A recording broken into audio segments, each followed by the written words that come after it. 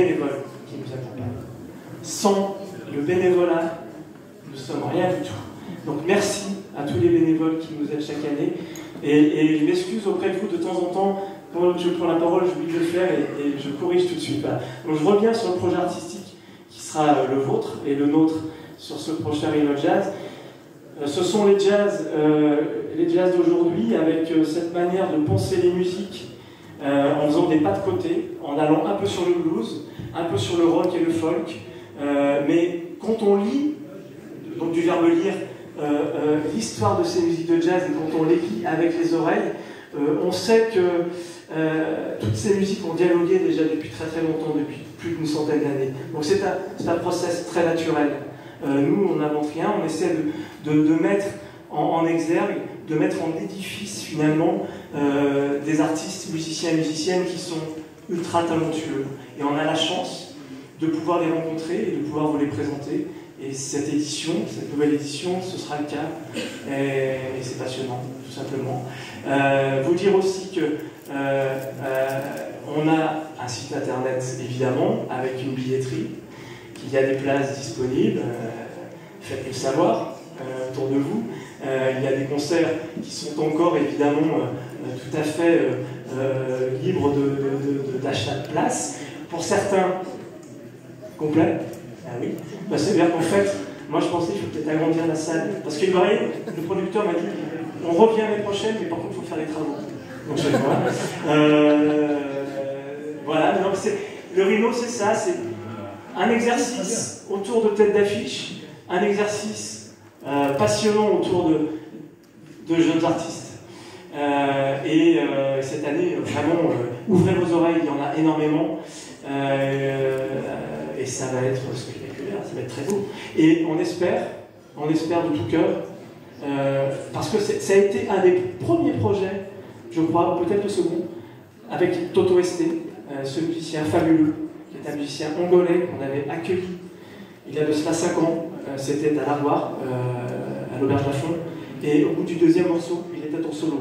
Au bout du deuxième morceau, les gens étaient debout. Et au bout du quatrième, les gens pleuraient. C'est un artiste fabuleux.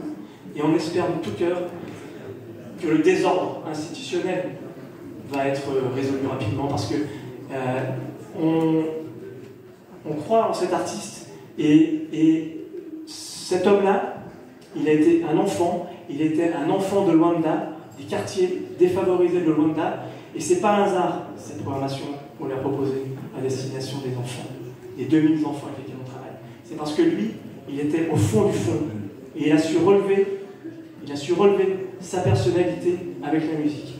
Et c'est un passeur magnifique. Comme l'ensemble des artistes, musiciens et musiciennes de cette édition, ce sont des passeurs fabuleux. Venez les écouter, merci. Il y aura, tout de suite après, tout de suite après, il y aura le teaser du Rhino Jazz Festival. Et ensuite, on aura un moment très particulier qu'on a envie de vous faire découvrir. C'est un teaser aussi de 8 minutes, 7-8 minutes sur un artiste fabuleux qui a façonné les musiques de jazz. C'est un partenariat que l'on va mener avec la Cinémathèque de Saint-Étienne, et cet artiste c'est Duke Ellington. Et Duke Ellington, il a rencontré le peuple de Goukla, le château de Goukla, et il est tombé en amour de ce lieu. Et il a décidé d'écrire une pièce magistrale qui s'appelle la Goukla Suite. Et dans cette Goukla Suite, il y avait plusieurs morceaux qui se succédaient, dont un qui s'appelle Une poule sur un piano. Pourquoi? Parce que Duke était avec son piano acoustique dans la cour du château de Goukla, et est arrivée une poule qui l'a regardé, elle est venue sur le piano. Il y a une sorte de dialogue que seul Duke avait la science et la passion de faire générer. Donc, le teaser, après mon petit discours. Ensuite, le teaser de ce film magnifique qui a été réalisé par Laurent Lukic, qui est un cinéaste passionné de jazz et passionné de ce musicien. Il y aura également, comme je vous le disais, le film en version longue qui sera présenté à la Cinémathèque de Saint-Étienne. Toutes les infos du Rhino, concert et les infos qui sont adossées au concert, vous les avez toutes sur le magazine, toutes sur le site internet du festival. Et puis après, si vous voulez échanger avec nous, plus d'informations, nous sommes là. Alors, nous avons aussi, avec la ville de Saint-Chamond, des initiatives avec les commerçants. Donc, voilà, je pense que les représentants des commerçants carrément Saint-Chamond, voilà, sont ici. Voilà. Donc, à un moment donné, je crois qu'il y a eu un jeu et des gagnants. Donc, vous remettrez, je pense, un peu plus tardivement, voilà, dans un... Voilà, très bien.